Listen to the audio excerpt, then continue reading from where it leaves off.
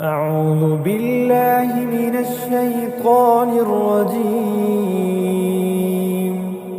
بسم الله الرحمن الرحيم. يا أيها المزمل قم الليل إلا قليلا نصفه أو انقص منه قليلا أو زد عليه ورتل القرآن ترتيلا إنا سنلقي عليك قولا ثقيلا إن ناشئة الليل هي أشد وطئا وأقوم قيلا إن لك في النهار سبحا طويلا واذكر اسم ربك وتبتل إليه تبتيلا رب المشرق والمغرب لا إله إلا هو فاتخذه وكيلا واصبر على ما يقولون واهجرهم هجرا جميلا وذرني والمكذبين أولي النعمة ومهلهم قليلا إن لدينا أنكالا وجحيما وطعاما ذا غصة وعذابا أليما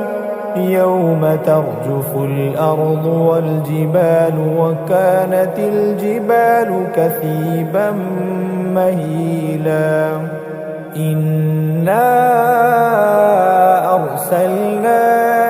إليكم رسولا شاهدا عليكم كما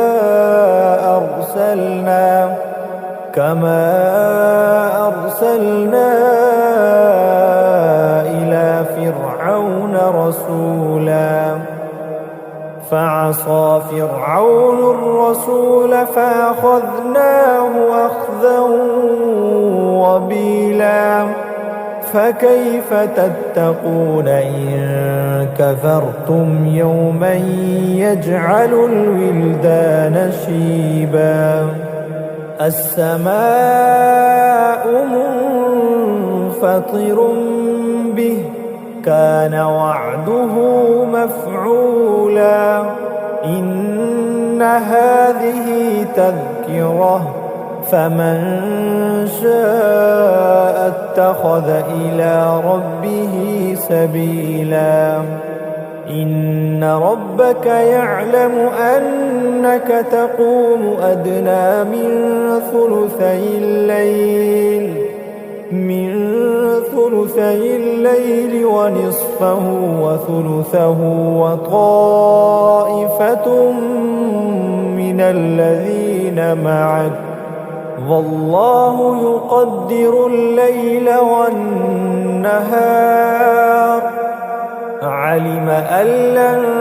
تحصوه فتاب عليكم فاقرؤوا ما تيسر من القرآن علم أن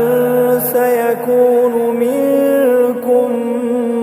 مرضى وآخرون يضربون في الأرض يبتغون من فضل الله وآخرون يقاتلون في سبيل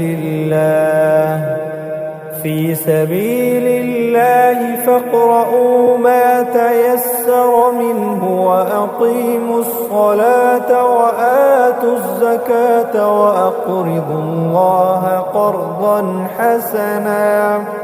وما تقدموا لأنفسكم من خير